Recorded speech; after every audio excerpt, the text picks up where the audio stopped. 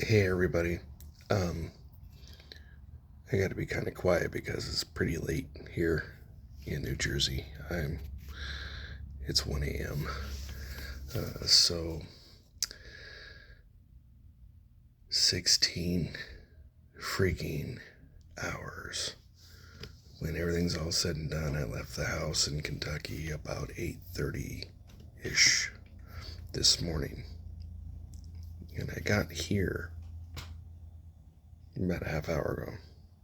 So that's about 16 hours that I was on the road, all because stupid Google Maps decided that it was going to send me all the way up to Ohio to come straight across, when it really should have from Lexington or Louisville to Lexington and straight across that way to, through West Virginia and all that. The other way, they just had me go straight through Pennsylvania. Well, I wanted to go to West Virginia so that I could honestly, check it off my list of states that I visited. So I had to do a lot of backtracking, which was an extra 3 hours of driving, a couple extra tanks of gas, and by the time I got through West Virginia and Maryland, I missed. Oh, I'm so stupid. I missed the turnoff to go north to Pennsylvania to cut through that southwest corner of Pennsylvania to go into New Jersey. And I missed it by like, oh, I don't know, 20, 25 minutes, 30 minutes, something like that. So I had to reroute, and it took me a long way around. And the thing is, like, if I had just kept going on, what was that, I 70, I think it is, I would have run right into like Baltimore and Washington, D.C., and then I could have come straight north from there. But then you're talking tolls and an extra 2.5 hours, 3 hours beyond that, or and where I was like within 67 miles, I think, from Washington, D.C., 62 miles, something like that. So, you know, yeah, at any rate. So, it's been a long day. I'm tired, and I'm looking forward to seeing Ed tomorrow. In fact, I didn't get a chance to message him. In fact, the Super 8 here, they're really good. I called them a couple times to let them know, the first time, like, hey, I'm not going to make it because you know, I'm delayed 3 hours. And then they were like, well, that's fine. We'll just, we'll hold it open until midnight. Well, because I missed that exit, I didn't get, I didn't get here until 12:30. So I had to call a second time when I was about an hour or so out, 70, 80 miles out or something like that. And then they're like, don't worry about it. Just, stop at the front desk and we'll get you taken care of. So a huge shout out to the Super 8 Motel in Mahwah. That's Mahwah, Mahwah, New Jersey, for taking good care of me. I really appreciate them. So thank you. So I was rabbit trailing now. I forgot what it was, but final thoughts on Kentucky. I'm not going to say it was all bad. There was some good, obviously. I met a lot of really good friends at Plasticon. Braxton, Terry, Molly, Cheyenne, my supervisor David, the floor supervisor Dwayne. I know a lot of people didn't like him, but he's like by the book kind of guy. And the thing is, like, I'm 47, so like I've learned a long time ago just to do your job. And management doesn't mess with you. We got along great. Carrie, Laura, um, Dylan, well, he left. Also Cheyenne. So did Molly. But anyway, all those guys I have enjoyed working with them. Uh, Patrick was cool until he started whining like a little brat. But I I enjoyed working with him until he kind of started to be a little prima donna. Jennifer was cool. Kendall was cool. Yeah, all you guys at Plasticon, I really appreciate.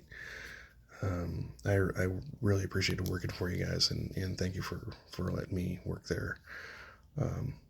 Didn't quite make 3 months, but I needed to go home, and it was time for me to go home, and so thank you for helping me go home. The good wage that you gave me is what allowed me to save up enough to come home, so I appreciate that. Thank you. Home Depot. I had a lot of friends at Home Depot, and I was thinking about them today, and I had a lot more friends than I really thought I had.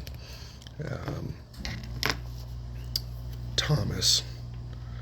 I didn't really think that we were that great of friends, but we got along. But when I told him that I was leaving, he called me an MFer and then gave me a hug. So he was good people. Michelle in Appliances was good people. Renee, I'm sorry I didn't get to say goodbye to you. I would like to have, but you were always really cool to me, and I appreciate you. There was Ricky, there was Greg, John in lumber, Joe in lumber, Levant in OFA, Chris in OFA. I liked him. He was a good guy. But also Melissa and Kevin and Rosemary, who left earlier. I enjoyed working with them, but some of my absolute best friends were Kai. Oh man, the dude was funny. He'd always make me laugh. And Nate, Aloysius, Nigel, Madison. There was another girl, Madison, who was she injured her knee, and then she never came back because the injury never really healed. But missed that girl. She was a good kid. Audrey.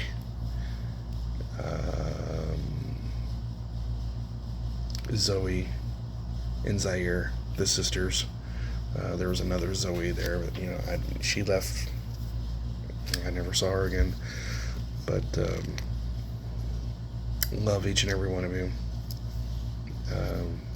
Y'all have become very near and dear to me. Tony was another one back there in Appliances that was really cool to me. Ron, Mike in electrical, Bill in plumbing. I'll miss all you guys. You guys were absolutely amazing, and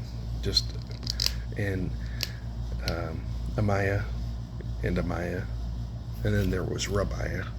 She left a long time ago too, and they were all good kids. God, there's just so many. Michael, who was a cashier, now he's OFA. He was a good kid. Nathaniel, Kale, Cody, Elijah, who I used to always call the prophet. Luke, who I used to always call disciple or apostle. You guys were great. I mean, like I said to all of you guys,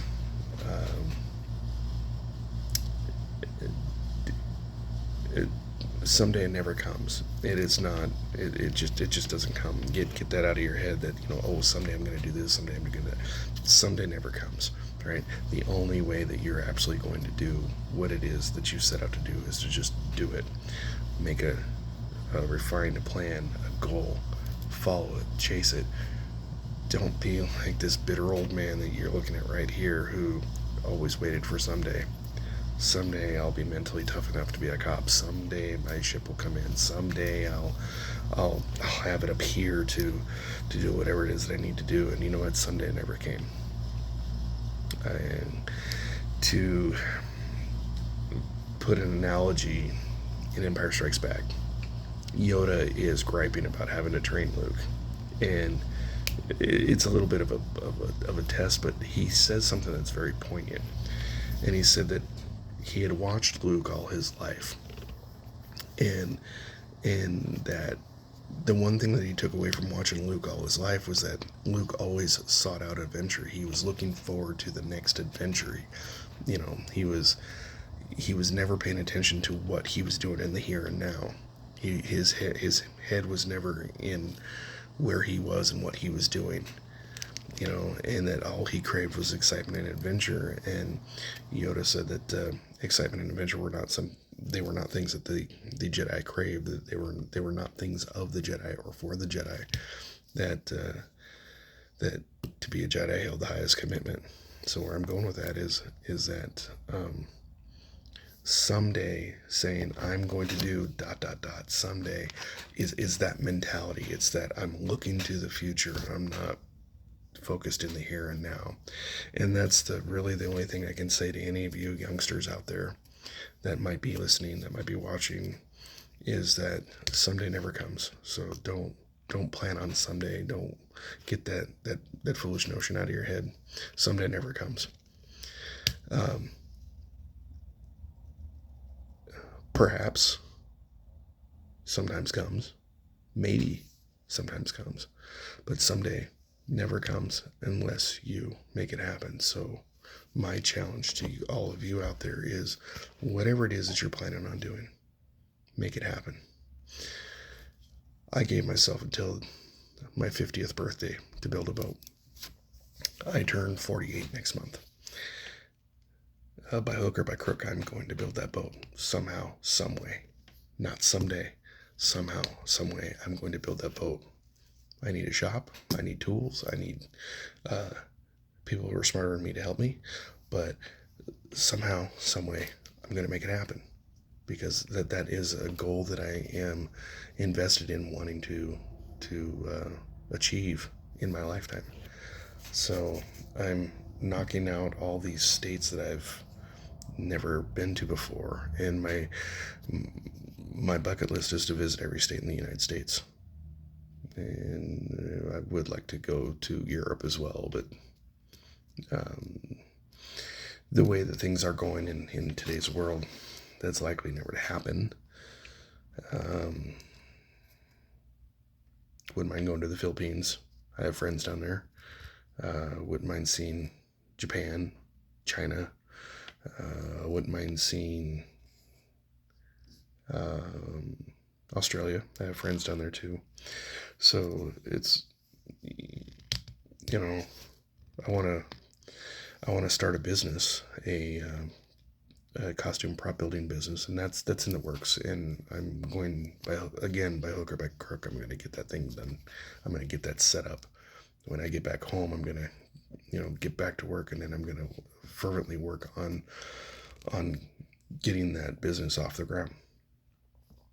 So I rabbit trailed off of Kentucky. It wasn't all bad. It wasn't all good. I am so not a hot weather person. I'm not a cold weather person. And it had opposite extremes there. It was either extremely hot or it was extremely cold. And the humidity, I mean, like, it sticks to you, and it's just gross, right? We don't have that back home in Oregon. Well, Oregon arguably may be, depending on your side of the aisle, a political cesspool. I'm a conservative. I mean, it's called the left coast for a reason. I used to say it was the left coast because it literally was the left side of the map. Now it's politically left. My kind, conservatives, aren't really welcome there anymore. And yet, I grew up in that state. I mean, I can remember when that state was, purple. It was kind of evenly matched. But I'll be damned if I'm, because I don't agree with you, I'm a racist. I'm a homophobe. I'm a sexist. I'm this, and this, just because we don't agree. And I mean, that's just foolishness. Like, I'm not going to call you names because you believe a certain way. It's not for me. The best way to have honest discourse is to have honest discourse. Speak, talk, don't shout at each other. Talk don't talk at each other, talk to each other, and just have civil discourse, and don't be afraid to be challenged. It's things like I get challenged all the time about my core values and beliefs and whatnot, and I just have to dig in and stick my guns, and then when we get to arguing what I call circular arguments, where you're just repeating the same things over and over again, that's when you just got to say, okay, this conversation's done. It's we've run its course. How about we just agree to disagree? That's the best thing we can always do. So while Kentucky was more conducive for me politically, it wasn't my home. Oregon's my home, and I miss my home. I miss my sister. I miss my niece. I miss my best friend. I miss other family members too. But I'm, did I make a foolish mistake by running away from the pain of the divorce? Possibly. Did I learn something from it? I think I've learned a few things about myself, having lived where I lived, and certain things that my mom said to me about my personality that I was completely offended by and flabbergasted by. Well, the shoe was on the other foot, and I kind of saw it directed at me from another person that I knew out here, or out there in Kentucky. So it came around full circle, and yeah, it was a learning lesson for me. The highlights was going to the Corvette Museum, going to a couple Kentucky toy shows that were really cool, seeing Lincoln's homestead, seeing his birthplace, again, because I'm a huge history nut. And ironically, I don't drink. I haven't drank in 22 years, but we accidentally were on the Bourbon Trail. I got to see the Jim Beam, and I think there was Makers or something like that. Anyway, in Bardstown, we were in Bardstown a few times. We passed by the oldest distillery in Kentucky, and it's been in operation since like 1792 or something like that. So that was really cool. So Kentucky wasn't all bad, and I will take some life lessons with me going home. And the only thing I can really do now is just try to be a better human being and move on. So some highlights of the trip out here was that I drove through Cincinnati, and that's the thing, is like I got into Ohio, but I never saw a welcome to Ohio sign.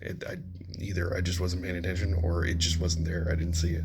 So as I'm getting in there and I'm starting to see this big city, and I started seeing this cityscape, and I'm like, that kind of looks familiar. And then all of a sudden, the little jingle from the sitcom WKRP in Cincinnati was going through my head as I saw some of the cityscape there. So I could see Cincinnati. Drove through Columbus, Ohio. Got to see West Virginia. I got to see Maryland. Across the Mason-Dixon line. On the way up through Pennsylvania, I passed Hershey's, but it was in the middle. It was late night, so it's not like I could stop there and get me some chocolate. And for all you Royal Manticoran Navy types that are watching this, yeah, I passed by where they make crayons. Like there's an attraction exit for crayon, and so I'm just like, I just can't get away from that. For those of you who don't know, the Royal Manticoran Navy is a fan organization based off of a book series by David Weber, where the main hero, her name is Honor Harrington. She's a ship captain, and this is like a futuristic military sci-fi. It's a good series. Admittedly, I've only read the first two books, but there's a ton of them. But if you're into military or you're into sci-fi, or you're into military sci-fi, do check out David Weber. That's Weber. I think it's only one B. And his first two books you can get free from Baen Books, Baen, Baen Books. And it's a great series. And go check out trmn.org, trmn.org. It's essentially it's a book club. It's a fan club. It's based on the books, but there is a and I hate the term, but I mean, it is what it is. There's a cosplay aspect to it. I say costuming, but people use cosplay like it's, whatever. So there are people that do dress up in the uniforms, and like it's kind of like Starfleet International, if anyone is familiar with the Star Trek club there, where you join at the basic entry level and you test up. You take these tests, and these tests consist of information on the club, the lore, and real world specifics that apply. So yours truly is a colonel in the Royal Manticoran Marine Corps. It's a fancy little way of saying that I nerd out and I play a Marine who is in charge of a whole regiment of Marines. Every Marine in the state of Washington and the state of Oregon are under my command. I don't take myself seriously. That doesn't mean anything. It just means that I have a nifty little job title, and that's it. It's a fun organization. I've been with them since I'm wanting to say 2015. Gosh, was it the same year that my grandfather passed? I thought maybe so. 2015, 2016. I don't know. It's in my. I could just go look it up in Medusa, but I'm not, because I'm filming now. But the thing is, like, I've had a lot of good positive things in Kentucky, and I just need to remind myself that I've had good positive things that happened in my life. I had good positive people and role models, and Taryn was another one from Home Depot that I forgot to mention. I miss her terribly. Dave gets honorable mention. Johnny gets honorable mention. They were both hardware guys that went to Tool Rental. Matt from Tool Rental, no joke. I mean, like, I wish I'd known this guy sooner. He recently came to the store to help open Tool Rental, and no joke, the man and I share the same birthday, same birth year. I'm about 12 hours older than him. And he was a super great guy. He came from Idaho. So there's just so much good that I have to remind myself that there was so much good, and dwelling on the bad just eats away at you. So, like, I'm not really gonna focus on that. I'm not gonna focus on the things that drove me crazy. I'm not gonna focus on the things that I absolutely hated, other than the heat. I mean, I hate the heat, but that was the thing, is like, when it got hot, it got hot. When it got cold, like, all of you all back home, I remember this past winter, all y'all back home were griping about how cold it was, and you screen captured, one of you screen captured that it was 20 degrees, 20 degrees Fahrenheit, and you were griping about how cold it was. And then I, in turn, took a screen capture of how cold it was over there. It was -1, right? -1, and I was like, I'll trade you. And the response I got was, I'll stop griping now. So when it got cold, but you know what, I think I kind of got used to it, because, well, I had no heat in my room, and the only heat that I had was my electric blanket. Every time we tried to use my heater, it would pop the circuit, because we all were on the same side of of the double wide. So too many appliances were popping the breaker. So mom ended up sending me an electric blanket and a couple other fleece blankets, and well, that kept me good going all winter. So it was good. This is a very long video. I could try to edit it down or start over or whatever, but I'm not. I'm just too damn tired. I really am. And the reality is that I have a lot to say about Kentucky, and because the people. Kai used to say there's good people here, and you know what, buddy, you're absolutely right. There were a lot of good people there, and that was never in dispute.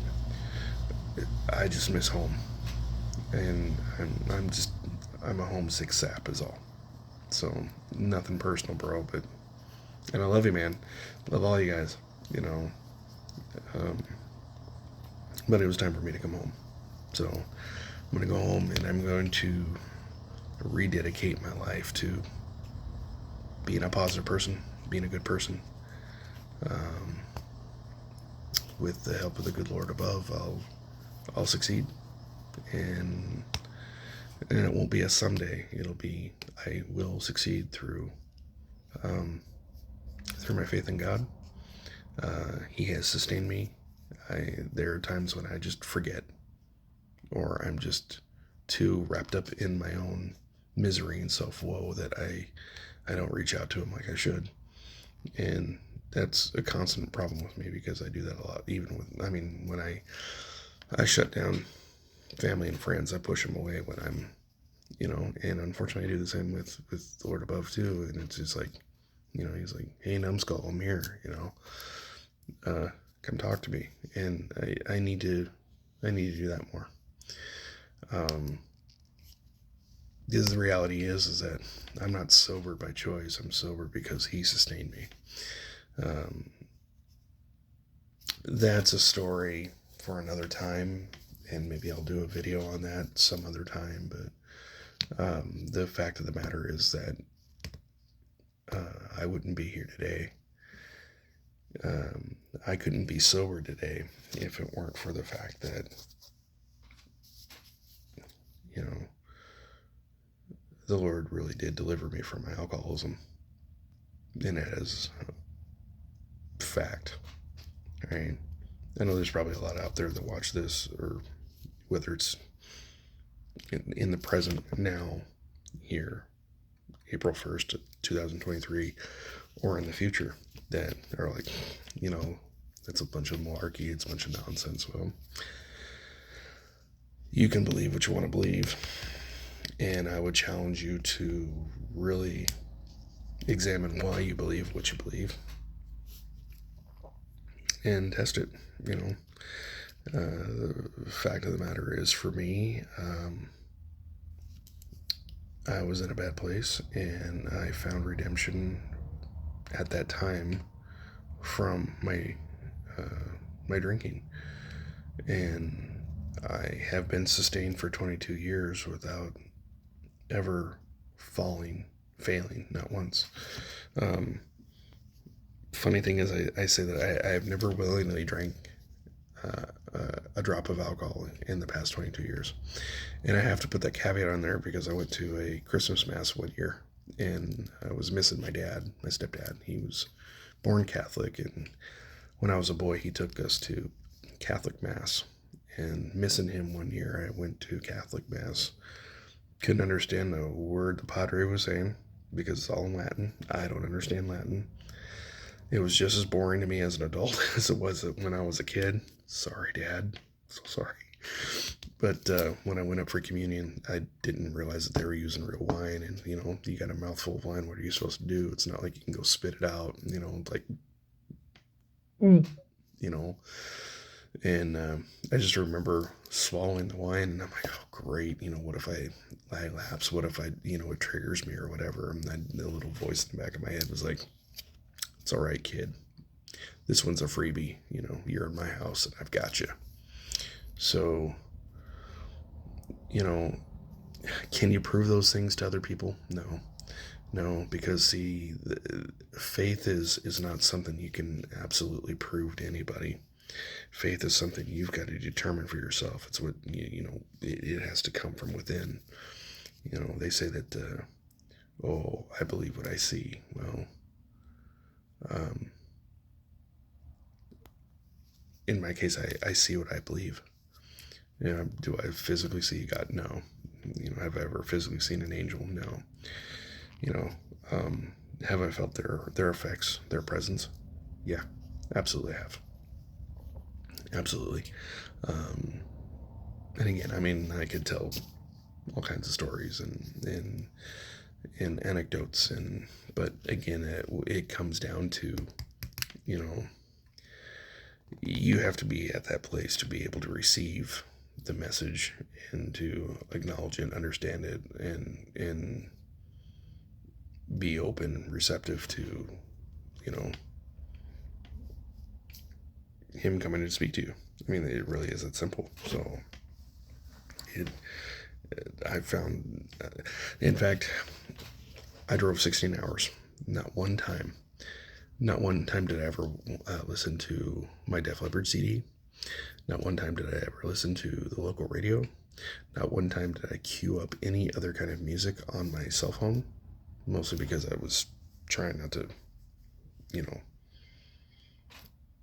burn the battery. But um, the thing is that speaking of battery, I should probably plug this in so that it doesn't die on me while I'm talking to you. So the thing is that I spent a lot of today simply reflecting on, because I knew that I was going to be doing this video. I didn't realize it was going to go 35 minutes. But I reflected on the kind of things that I was going to say, on the way out here, across the Mason-Dixon line, crossed the Delaware, saw some, I was near Gettysburg. I was, visited 3 states I've never been to before, and then all the other stuff, so I had every intention of, sorry, it came unplugged. I had every intention of keeping it short and sweet and to the point, but the fact of the matter is, there's a whole lot to say, when I'm talking about my final thoughts of Kentucky. We had some really cool contractors that used to come in. We had some other customers that used to come in. Shane from TSC Contracting, dude he was so awesome. Always fist bumping me, calling me brother. He gave me his phone number so that I could send him pictures, and I'll definitely be sending him pictures of, this trip. And, like I said, there was a lot of really good people out there. And he's right. There's a lot of good people in Oregon, too. And in my pain of the divorce, I ran from them, too. And I kind of abandoned them as well. So, I mean, I think I almost need to go make some amends to those that I left behind, out of my own selfishness. But then again, my niece, Emily, she said it best. She's like, sometimes you just got to be selfish and you just got to, do what you need to do to fix yourself. And because I felt like I kind of abandoned her too. But I'm going to go home and I'm going to do all that I can do to be a better Bill, a smarter Bill, a much nicer and kinder, wiser Bill. And, well, I'll still shenanigate because, that's just what I do. But, yeah, so that's it for Kentucky. And that chapter is closed now. And then going forward, we're just going to have fun with this adventure of me going back home. So, wow, 35 minutes. Sorry. But if you've lasted this long and you watched this whole thing, thank you. If you gleaned anything important out of it, good. I always have an open door policy to all my Marines and the TRMN. I have an open door policy to all my friends too. Y'all want to chat. You know, I got a pretty good ear. Y'all need to vent. You know how to find me. You can get me on here. You can get me on Facebook. If you got my phone number, you can call me. Messenger, message me. Email me. What have you. While I